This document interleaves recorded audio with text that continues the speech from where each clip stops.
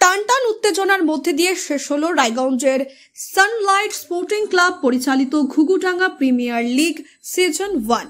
গতকাল ছিল সেমিফাইনাল এবং ফাইনাল খেলা। সানলাইট স্পোর্টিং ক্লাবের সম্পাদক রঘুপ্রসাদ বেন বলেন, গত 16 তারিখে হয়েছিল অকশন, 21 তারিখ থেকে শুরু হয়েছিল খেলা, 23 তারিখ ফাইনাল খেলা হলো। ফাইনাল মুখোমুখি হয় ইটাহার শিবাজি সংঘ বনাম হেমদাবাদ রয়্যাল স্ট্রাইকার। বিজয়ী হয় হেমদাবাদ রয়্যাল স্ট্রাইকার। রানার দলকে ট্রফি এবং 40,000 টাকা পুরস্কার দেওয়া হয়।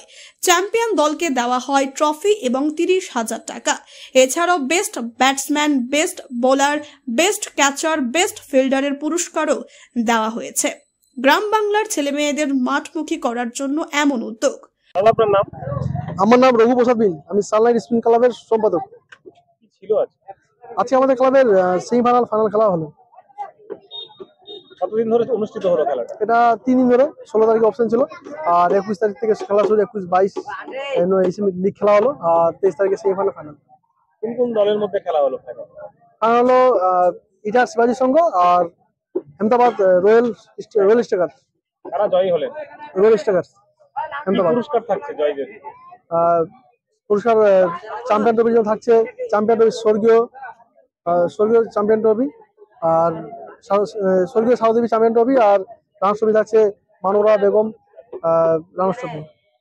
এছাড়াও সাথে 40,000 টাকা, আর চ্যাম্পিয়নের জন্য আর রানার্সের জন্য 30,000 টাকা। এছাড়াও বেস্ট ব্যাটসম্যান বা বোলার তাদের জন্য? হ্যাঁ, best batsman, best bowler, best fielder, best catch, সব রকমের ছিল, বড় বড় পুরস্কার ছিল। এটা কততম? এটা আমাদের প্রথম সিজন। কি বার্তা দেবে?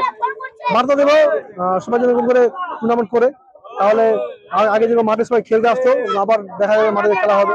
আর এখন দেখছেন সব ছেলেপেলে বাড়িতে ঘরে শুধু মোবাইল আর মোবাইল, মাঠে কেউ আসে না। এই খেলাগুলো করলে সবাই মাঠে আসবে। এই যে এত টাকা খেলাতে খরচা, এই টাকাগুলো মানে কোথা থেকে আপনাদের এত কালেকশন হলো? কালেকশন বলতে আমাদের নিজের কিছু গেছে, আর এদিকে ক্লাবের ফান্ড আর কিছু স্পন্সর ছিল। রায়গঞ্জ থেকে হীরক মুখার্জির রিপোর্ট, কুলিক নিউজ।